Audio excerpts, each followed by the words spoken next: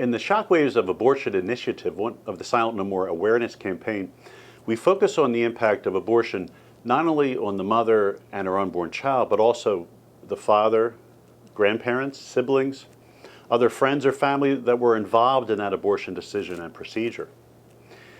Each month we focus on a particular population and give special focus to their experience and their unique wounds and the healing opportunities that are available.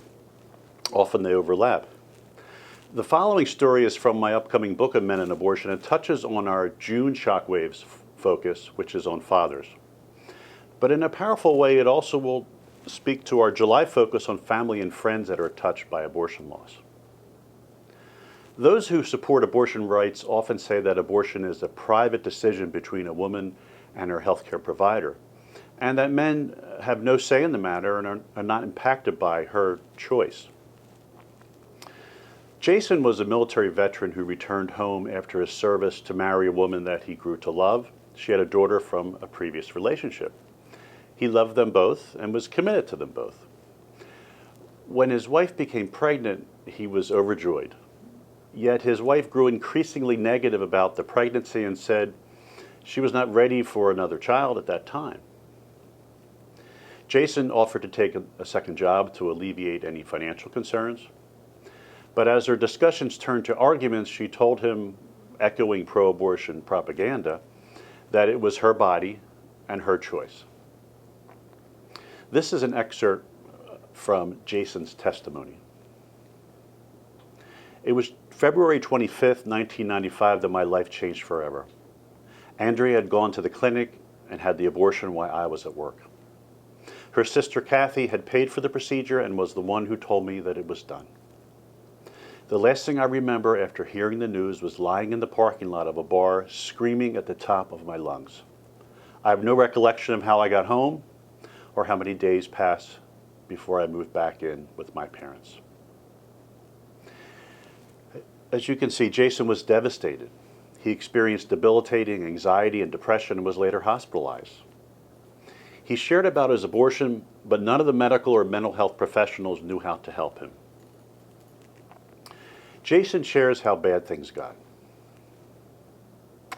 Finally, I reached a point where I felt there was no hope. I figured no one would ever understand, that I must be crazy for even feeling a sense of loss, and I would never get better. Life was no longer worth living.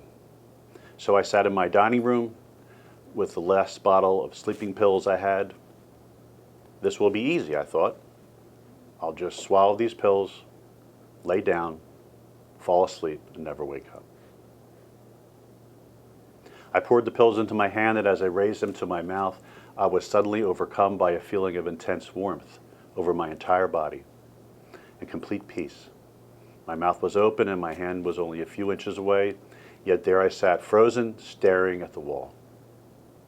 All of a sudden, with an earthquake-like shudder, the pills flew out of my hand, and I collapsed to the floor, sobbing like a child. For the next 45 minutes or so, I laid there on the floor crying, trying to figure out what had just happened.